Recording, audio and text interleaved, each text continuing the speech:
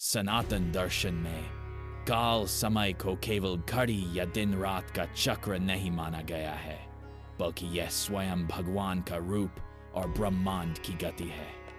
वेद, पुराण, गीता और उपनिषदों में काल का गहन विवेचन मिलता है।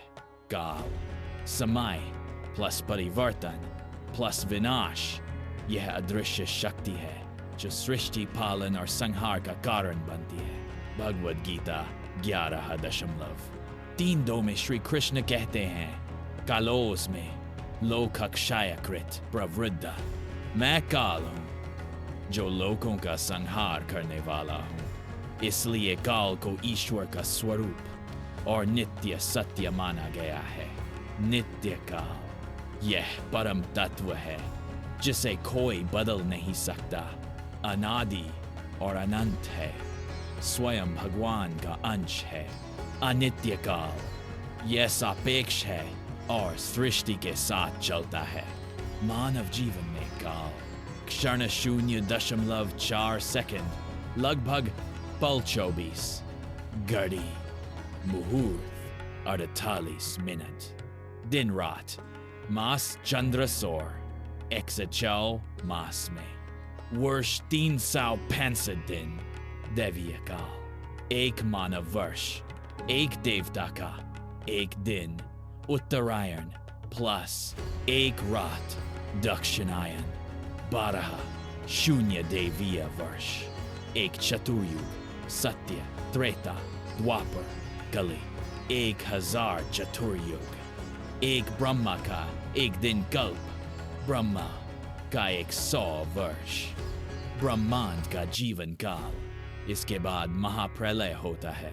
चतुर्युग का विवरण, युग साइकिल, सत्ययुग, कृतयुग, धर्म के 4 पायों पर आधारित पूर्ण सत्य, तप, दया, शांति, आयु 17, 28, 0 मानव वर्ष। त्रेता युग, धर्म के 3 पायों पर आधारित, रामायण का समय, आयु 12, 96, 0 मानव वर्ष। द्वापर युग, धर्म के 2 पायों पर आधारित, महाभारत काल, आयु 8, 64, 0 मानव वर्ष। कलयुग, धर्म का केवल 1 पाया शेष, सत्य का बहुत कम अस्तित्व, पाप, अधर्म, मोह और हिंसा का युग, आयु 4, 32, 0 मानव वर्ष। हमारे वर्तमान समय में यही चल रहा है। एक चक्र 43, 20, 0 मानव वर्ष। ऐसे हजारों चक्र मिलकर ब्रह्मांड का काल बनाते हैं।